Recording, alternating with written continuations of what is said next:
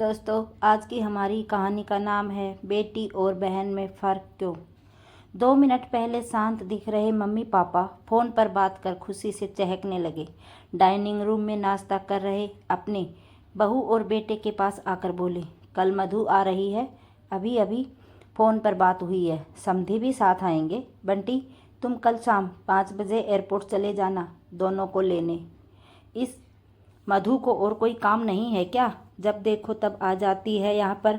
मैं नहीं जाऊँगा, मुझे और भी ज़रूरी काम है। क्या वो टैक्सी करके नहीं आ सकती यहाँ तक? बंटी गुस्साई आवाज़ में बोल पड़ा। अपने बेटे के मुंह से अपनी बेटी के लिए ऐसे बोल सुन माँ एकदम दंग रह गई। अरे, तबीयत तो ठीक है ना तेरी? कैसी पागलों की तरह बात कर रहा है। घर में 2 गाड़ियाँ होते हुए बहन को टैक्सी में आने के लिए कहता है, माँ बोली। रहने दो, मैं खुद जाकर ले आऊँगा अपनी बेटी को। करने दो उसे अपना काम। अभी मधु का बाप जिंदा है और मैं नहीं चाहता कि मेरे बेटी और उसके ससुराल वालों से ताने सुनने पड़े कि इकलौती बेटी होते हुए भी उसे लेने गाड़ी नहीं भेजी या उसके स्वागत में कोई कमी रह गई। पापा ने बेटे को अपनी नाराज़गी जताते हुए कहा, आप दोनों समझते नहीं हो मम्मी पापा। वो जब भी इस घर आती है तो सारी दिनचर्या बिगाड़ देती है। वो तो आराम से बैठी रहती है किसी महारानी की तरह। हम सबको उसकी आवभगत में लगना पड़ता है। मेरी पत्नी का तो पूरा दिन ही दीदी और जीजाजी के आगे पीछे उनके ऑर्डर पूरे करते हुए निकल जाता है। गुस्से से बंटी बोला, आज क्या हो गया है तुझे? कैसी बहकी बहकी बातें कर रहा है? बहन है तेरी, कोई पराई तो नहीं है। अब क्या है उसका इस घर में? शादी में दे दिया था ना हमने जितना देना था, फिर क्यों चली आती है बार बार यहाँ पर? और हर बार बैग भर भर के लेकर जाती है। वो अलग अलग आपको समझना चाहिए। वो सिर्फ हमें लूटने आती है और कुछ नहीं।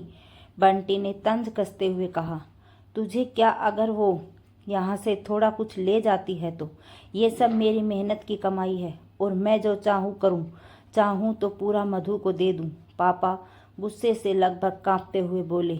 अब बंटी अपनी आवाज़ धीमी करते हुए बोला, मैं कहाँ कुछ नई बात कह रहा हूँ मम्मी पापा। मैं तो वही बोल रहा हूँ जो मैंने बरसों से बुआ के साथ होते हुए देखा है। आज अपनी बेटी के खिलाफ 2 शब्द क्या सुन लिए आप तो गुस्से से लाल हो गए। जरा सोचिए, जब आप बुआ के साथ ऐसा व्यवहार करते थे तब दादी को कैसा लगता होगा।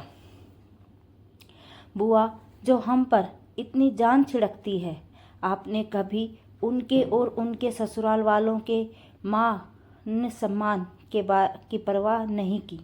उन्होंने कभी भी आपसे कुछ नहीं मांगा, बल्कि हर बार वो अपने साथ कुछ ना कुछ लेकर ही आती थी। लेकिन आपका व्यवहार कभी भी उनके साथ अच्छा नहीं रहा। दादी ने भी आपसे कभी नहीं कहा कि मेरी बेटी को पैसे दे दो या कुछ खरीद कर दे दो। फिर भी दादी को आपके यहाँ इतनी हिम्मत नहीं थी कि वो अपनी बेटी को कुछ दिनों के लिए अपने पास बुलाकर रहने दे।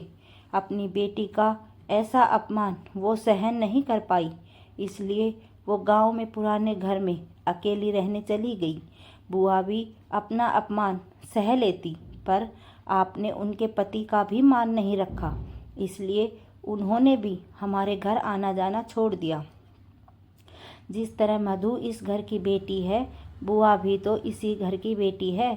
आपने 2 बेटियों में फ़र्क कर अच्छा नहीं किया। और रही मेरी बात, तो मैं अपनी बहन से बहुत प्यार करता हूँ। मैंने कभी अपनी पत्नी को उसके खिलाफ गलत बोलने का हक नहीं दिया और वो बोलेगी भी नहीं।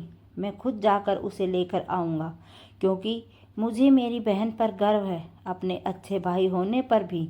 हो सके तो मेरे इन कटु शब्दों के लिए मुझे माफ़ कर देना।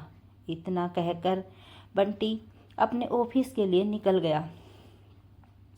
माँ और पापा का सिर शर्म से झुक गया। थोड़ी देर की शांति के बाद पापा ने हिम्मत कर अपनी बहन को फ़ोन लगाया। बहन के फ़ोन उठाते ही वो फूट फूट कर रो पड़े और बोले, दीदी हमें माफ़ कर दीजिए, हमने इतने साल आपके साथ जो भी दुर्व्यवहार किया उसके लिए हम सच में शर्मिंदा हैं। दीदी आपकी बहुत याद आ रही है, आप अपने घर आ जाइए हमसे मिलने।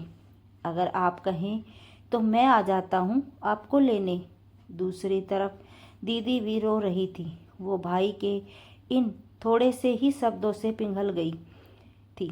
वो बोली, मैं तुमसे नाराज़ नहीं हूँ भैया, मैं जीजाजी को सारी बात बता कर ज़रूर आऊँगी।